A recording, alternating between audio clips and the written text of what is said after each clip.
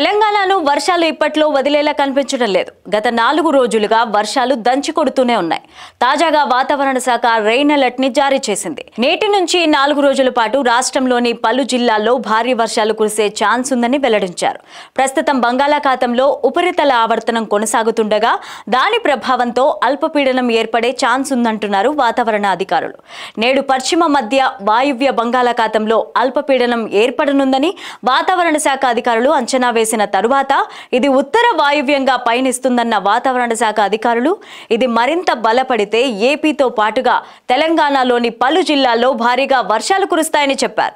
ఈ మేరకు వర్షం హెచ్చరికలతో 2 జిల్లాలకు ఆరెంజ్ అలర్ట్, మరో 10 జిల్లాల్లో ఎల్లో అలర్ట్ ను జారీ చేశారు. జయశంకర్, భూపాలపల్లి, ములుగు జిల్లాలకు ఆరెంజ్ అలర్ట్ జారీ చేయగా ఈ జిల్లాల్లో అత్యంత భారీ వర్షాలు కురిసే ఛాన్స్ ఉందని చెప్పారు. మంచిర్యాల, నిర్మల్, నిజామాబాద్, ఆదిలాబాద్, కుమరం భీం, ఆసిఫాబాద్, రాజన్న సిరిసిల్ల, కరీంనగర్, భద్రాద్రి కొత్తగూడెం, పెద్దపల్లి జిల్లాలకు వాతావరణ శాఖ ఎల్లో అలర్ట్ ని జారీ చేసింది. ఈ జిల్లాల్లో భారీ వర్షాలు కురుస్తాయని హెచ్చరించింది.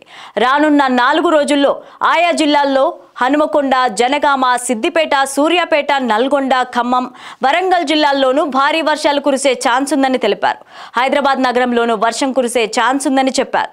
గత 2 రోజులుగా ఆకాశం మేఘావృతమై ఉండగా తేలికపాటి నుంచి ఓ మోస్తరు వర్షం కురిసే అవకాశం ఉందని అధికారులు అంచనా వేస్తున్నారు. ఇక బుధవారం రాత్రి నగరంలోని పలు ప్రాంతాల్లో కుండపోత వర్షం కురిసింది.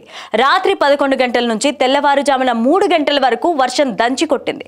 దీంతో నగరంలోని పలు ప్రాంతాల్లో రహదారులు మొత్తం జలమయమయ్యాయి.